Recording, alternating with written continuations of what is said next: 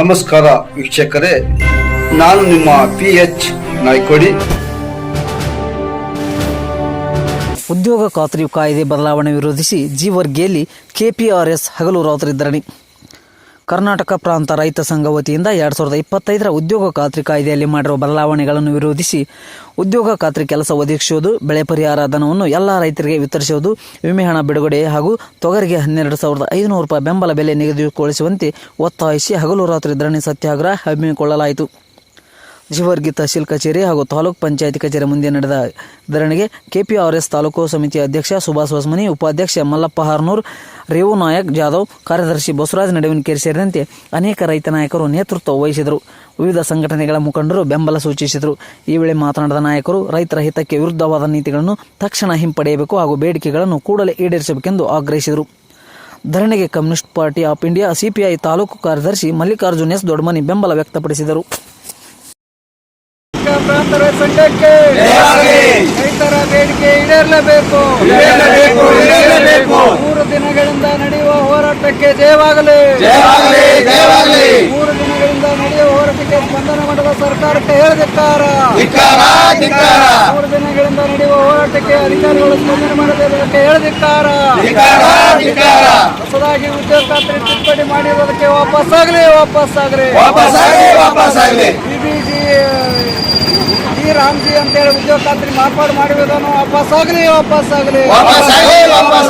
ದುಡಿಯುವ ಜನತೆಗೆ ಕೆಲಸ ಸಿಗದಂತೆ ಮಾರ್ಪಾಡು ಮಾಡಿರುವ ಉದ್ಯೋಗ ಖಾತ್ರಿ ವಾಪಸ್ಸಾಗಲಿ. ಕೇಂದ್ರ ಸರ್ಕಾರದ ನರೇಂದ್ರ ಮೋದಿ ಅವರಿಗೆ ಹೇಳದಿಕ್ಕಾರ. ಜನ ವಿರೋಧಿ ಕೇಂದ್ರ ಸರ್ಕಾರಕ್ಕೆ ಹೇಳದಿಕ್ಕಾರ. ರೈತರಿಗೆ ಬೆಳೆ ಪರಿಹಾರ ಕೊಡದೇ ಇರುವ ಸರ್ಕಾರಕ್ಕೆ ಹೇಳದಿಕ್ಕಾರ. ಮುರ್ದ ಪರಿಹಾರ ಕೊಟ್ಟಿರುವುದನ್ನು ಸಂಪೂರ್ಣ ಎಲ್ಲ ರೈತರಿಗೆ ಪರಿಹಾರ ಕೊಳ್ಳಬೇಕು. ತುಂಬಿದ ರೈತರಿಗೆ ವಿಮೆ ಹಣ ಬಿಡುಗಡೆ ಆಗಲೇಬೇಕು. ರೈತರ ಹೊಲಗಳಿಗೆ ಕೆಲಸ ಮುಗಿದಿರುವ ತಕ್ಷಣ ಉದ್ಯೋಗ ಖಾತ್ರಿ ಕೆಲಸ ಕೊಳ್ಳಲೇಬೇಕು. ವಲಸೆ ಹೋಗುವುದನ್ನು ತಡೆಗಟ್ಟೆ. ದುಡಿಯುವ ಕೈಗಳಿಗೆ ಉದ್ಯೋಗ ಖಾತ್ರಿ ಕೆಲಸ ಕೊಡಿ. ಸ್ಥಳೀಯ ಬೇಡಿಕೆಗಳು ಈಡೇರಿಸಿ. ಹಾಳಾದ ರಸ್ತೆಗಳು ಸುಧಾರಣೆ ಆಗಲೇಬೇಕು. ಎಡೆ ರೋಗದಿಂದ ತೊಗರಿ ಒಣಗುತ್ತಿರುವುದಕ್ಕೆ ಒಳ್ಳೆ ತೊಗರಿ ಬೀಜ ಕೊಡಲೇಬೇಕು. ಹೊಸ ತೊಗರಿ ಬೀಜವನ್ನು ಸಂಸ್ಕರಣೆ ಮಾಡಿ ರೈತರಿಗೆ ವಿತರಣೆ ಮಾಡಲೇಬೇಕು. ಒಡ್ಡು ರೋಗ ಮತ್ತು ನೆಟ್ಟೆ ರೋಗದಿಂದ ತೊಗರಿ ಹಾಳಾಗುತ್ತಿರುವುದನ್ನು ತಡೆಗಟ್ಟೆ. ತೊಗರಿಗೆ 12,500 ಬೆಂಬಲ ಬೆಲೆ ನಿಗದಿ ಪಡಿಸಲೇಬೇಕು. ರೈತರು ಉಳಿಯಲೇಬೇಕು. ರೈತರ ಅಭಿವೃದ್ಧಿ ಆಗಲೇಬೇಕು. ರೈತರ ಸಲುವಾಗಿ ಒಳ್ಳೆಯ ಯೋಜನೆಗಳ ಜಾರಿಗೆ ತನ್ನಿ. ದೇಶಕ್ಕೆ ಅನ್ನ ಕಳೆದುಕೊಡುವ ರೈತನ ಗೋಳು ಕೇಳಲೇಬೇಕು.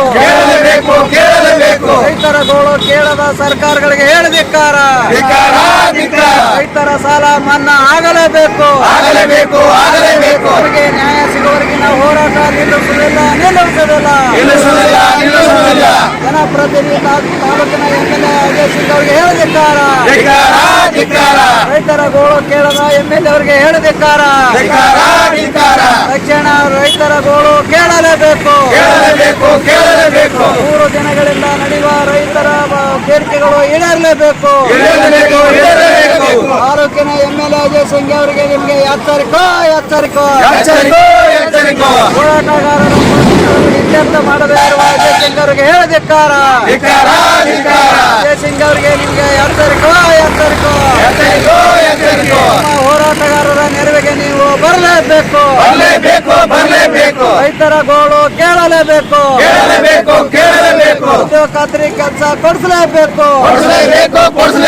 ಅಜಯ್ ಸಿಂಗ್ ಅವರೇ, ನೀವು ರೈತರ ಬೇಡಿಕೆಗಾಗಿ ಉದ್ಯೋಗ ಖಾತ್ರಿಗಾಗಿ ಸರ್ಕಾರದ ಮೇಲೆ ಒತ್ತಡ ಹಾಕಲೇಬೇಕು. ನಿಮ್ಮ ಅಸಡ್ಡೆ ನೀತಿ ಸರಿಯಲ್ಲ. ಓಟು ಪಡೆದು ನೀವು ಅಲಕ್ಷ್ಯದಿಂದ ತಿರುಗಾಡುವುದು ಸರಿಯಲ್ಲ. ತಕ್ಷಣ ರೈತರ ನೆರವಿಗೆ ಬರಲೇಬೇಕು. ಬರಲೇಬೇಕು ನಮ್ಮ ಹೋರಾಟ ತೀವ್ರಗೊಳಿಸುತ್ತೇವೆ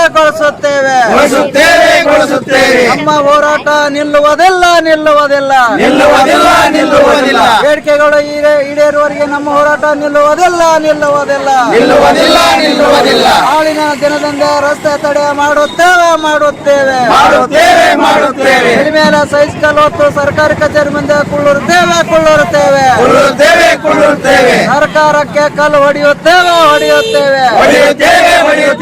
ನಮ್ಮ ಗೋಳು ಕೇಳದ ಸರ್ಕಾರಕ್ಕೆ ಹೇಳದಿಕ್ಕಾರ ಸರ್ಕಾರದ ಕಳ್ಳರದು ನಮ್ಮ ಗೋಳು ಯಾರು ಕೇಳಬೇಕು ರೈತರ ಗೋಳು ಕೇಳದ ಸರ್ಕಾರಕ್ಕೆ ಹೇಳದಿಕ್ಕಾರ ಕರ್ನಾಟಕ ಪ್ರಾಂತ ರೈತ ಸಂಘದಿಂದ ಇವತ್ತು ಜೇವರ್ಗಿ ತಾಲೂಕಿನ ತಹಸೀಲ್ ಕಚೇರಿ ಮತ್ತು ತಾಲೂಕು ಪಂಚಾಯತ್ ಕಚೇರಿ ಮುಂದೆ ದಿನಾಂಕ 19/1/2026 ಸೋಮವಾರದಿಂದ ಸುಮಾರು ಸೋಮವಾರ 19ನೇ ತಾರೀಕು 600ರಿಂದ 700 ಜನ ಇವತ್ತು ಪ್ರತಿಭಟನೆ ಮಾಡಿ ಏನು ಹೊಸದಾಗಿ ಕೇಂದ್ರ ಸರ್ಕಾರ ಉದ್ಯೋಗ ಖಾತ್ರಿ ಮಹಾತ್ಮ ಗಾಂಧೀಜಿ ಉದ್ಯೋಗ ಖಾತ್ರಿ ಅನ್ನೋದ ಹೆಸರು ಬದಲಿಸಿ EBG ರಾಮ್ಜಿ ಎಂದು ಹೆಸರು ಇಟ್ಕೊಂಡು ಇವತ್ತು ತಾಂತ್ರಿಕ ತೊಂದರೆಗಳನ್ನು ಒಡ್ಡಿ ಇವತ್ತು ನಿಜವಾಗಿ ದುಡಿತಕ್ಕಂಥ ಬಡ ರೈತರಿಗೆ ಕೃಷಿ ಕೂಲಿ ಕಾರ್ಮಿಕರಿಗೆ ಕೆಲಸ ಸಿಗದಂತೆ ಮಾಡಿದೆ. ಹಂಗಾಗಿ ನಾವು ಇವತ್ತು ಕೇಂದ್ರ ಸರ್ಕಾರದ ಮೇಲೆ ಒತ್ತಡ ಹಾಕ್ತೀವಿ.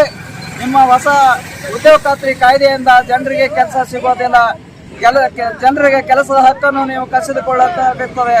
ಆದ್ದರಿಂದ ಉದ್ಯೋಗ ಖಾತ್ರಿ ಮಹಾತ್ಮ ಗಾಂಧಿ ರಾಷ್ಟ್ರೀಯ ಗ್ರಾಮೀಣ ಖಾತ್ರಿ ಅದು ಬಲಗೊಳ್ಬೇಕಂದ್ರೆ ಒಂದು ವರ್ಷದಲ್ಲಿ 250 ದಿನಗಳು ಹೆಚ್ಚಳ ಆಗಬೇಕು.